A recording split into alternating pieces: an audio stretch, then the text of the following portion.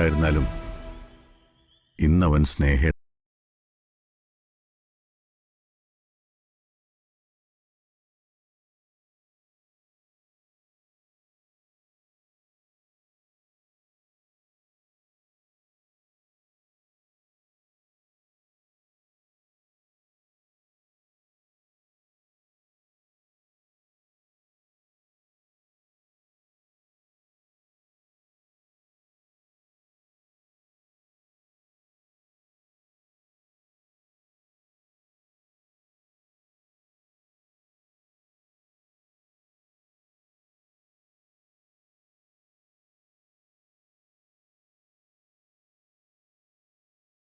അച്ഛന്റെ ആഗ്രഹം അതാണെങ്കിൽ അവരെ വിളിക്കുക തന്നെ വേണം.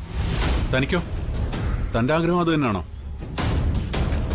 എനിക്കങ്ങനെ പ്രത്യേകിച്ചൊരാഗ്രഹമില്ല. അച്ഛൻ സന്തോഷമായിട്ടിരിക്കണം, ഞാനത് മാത്രമേ വിചാരിച്ചുള്ളൂ.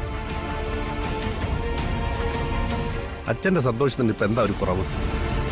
നിങ്ങൾ 3 ആൺമക്കളുടെ ഈ സ്വഭാവം തന്നെ. സച്ചേട്ടാ, എന്തൊക്കെയായാലും സ്നേഹം നിങ്ങളുടെ സഹോദരിയാണ്. ഈ വീടിനകത്തൊരു ചടങ്ങ് നടക്കുമ്പോൾ തൊട്ടടുത്തവരുണ്ടായിരുന്നിട്ടും അവരെ വിളിക്കാതിരുന്ന അത് അവരോട് ചെയ്യുന്ന ക്രൂരതയാണ്. ഞങ്ങൾ ആരും പോയി വിളിക്കില്ല.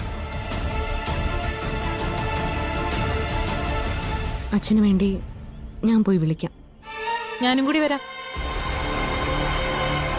അല്ല, ഞാനും കൂടി വരുന്നതിൽ എന്തെങ്കിലും ബുദ്ധിമുട്ടുണ്ടോ? നിങ്ങൾ 2 മരുമക്കളും കൂടി തന്നെയാ അവരെ ചെന്ന് വിളിക്കേണ്ടത്. എന്നാ പിന്നെ ഇനി അത് താമസിപ്പിക്കണ്ട, ഇപ്പൊ തന്നെ പോയി വിളിക്കാം. എല്ലാരും എന്തു പറയുന്നു?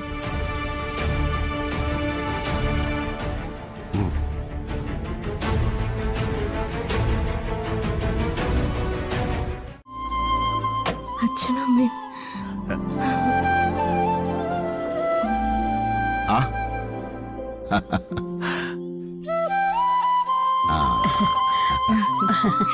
സുഖമായിട്ടിരിക്കുന്നു. ഇത് വല്ലാത്ത അത്ഭുതമാണല്ലോ. നാളത്തെ ചടങ്ങിന് ഇന്ന് രാത്രി നിങ്ങൾ വരുമെന്ന് ഞാൻ തീരെ പ്രതീക്ഷിച്ചില്ല. ഈ വരവ് കണ്ടിട്ട് ഇവർ രണ്ടുപേരും ചടങ്ങിന് വന്നതാന്ന് എനിക്ക് തോന്നുന്നില്ല അച്ഛാ. വേറെന്തോ ആവശ്യത്തിനാ വന്നേ. അത് അച്ചു പറഞ്ഞതാ ശരി. ചടങ്ങിനൊക്കെ ഞങ്ങൾ നാളെ രാവിലെ എല്ലാവരും കൂടി എത്തിക്കൊള്ളാം. ഇപ്പൊ വന്നത് വേറൊരു കാര്യത്തിനാ. ഈ രാത്രിയിൽ എന്താ ഇത്രയ്ക്ക് പ്രധാനപ്പെട്ട കാര്യം? കമലേ, നീ അതിങ്ങെടുത്തേ.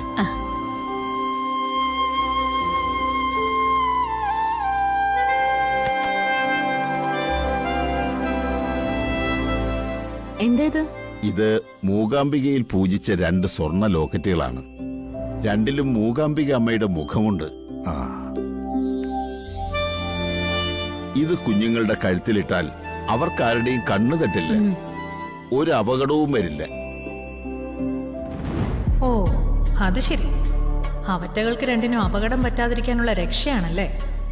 എത്ര രക്ഷ കെട്ടിയാലും ഏതൊക്കെ ലോക്കറ്റ് ഇട്ടുകൊണ്ട് നടന്നാലും അവർക്ക് വരാനുള്ള അപകടം തടയാൻ ആർക്ക് സാധിക്കില്ല. അതിനി ഞാൻ തന്നെ വിചാരിക്കണം. ഒരു സ്വർണ്ണ ലോക്കറ്റും കൊണ്ട് വന്നിരിക്കുന്നു. ഇതെന്ത് ചെയ്യണമെന്ന് എനിക്കറിയാം. ഇത് ഈ രാത്രി കൊണ്ടുവരേണ്ട വല്ല കാര്യം ഉണ്ടായിരുന്നോ? നാളെ രാവിലെ വരുമ്പോ കൊണ്ടുവന്നാ പോരായിരുന്നോ? അത് മതിയെന്ന് ഞാൻ പറഞ്ഞതാ സേതുവേട്ടാ. പറഞ്ഞാ കേക്കണ്ടേ?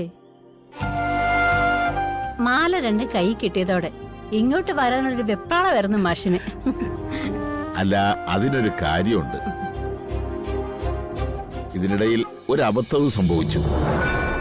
ഈ 2 ലോക്കറ്റും മാലയും പൂജിച്ചു വാങ്ങുന്നതിനിടയിൽ ആവണിമോളുടെ കാര്യം ഞങ്ങൾ അങ്ങ് മറന്നുപോയി. അയ്യോ, ഇത് കണ്ടപ്പോ അവൾക്ക് ഇതിലൊരെണ്ണം വേണം.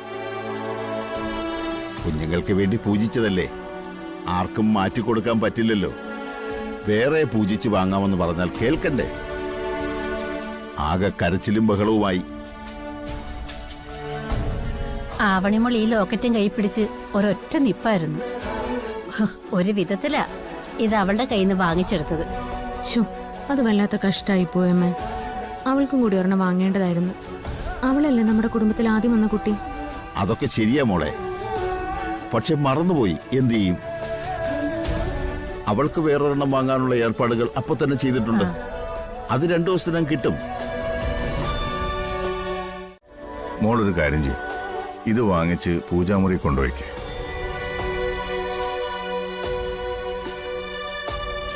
നിങ്ങൾ രണ്ടുപേരും ഇപ്പൊ പോവില്ലല്ലോ. ഞാനിത് കൊണ്ടുവച്ചിട്ട് വന്നിട്ട് ആഹാരം എടുക്കാം. നമുക്ക് ഒരുമിച്ച് കഴിക്കാം. നിനക്കറിയില്ലേ മോളെ, അതിനുള്ള സമയമൊന്നുമില്ല. അനൂപ് മീര ഞങ്ങൾ ചെന്നിട്ടല്ലേ കഴിക്കൂ. ഞങ്ങളിപ്പൊ തന്നെ ഇങ്ങ് ഇറങ്ങുക.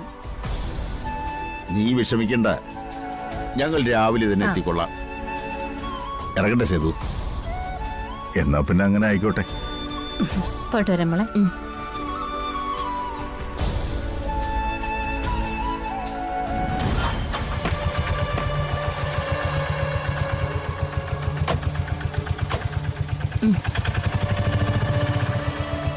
കണ്ടോ മോളെ, നിന്റെ ജീവിതത്തിലേക്കൊരു കുഞ്ഞു വന്നതിൽ അവരുടെ സന്തോഷം.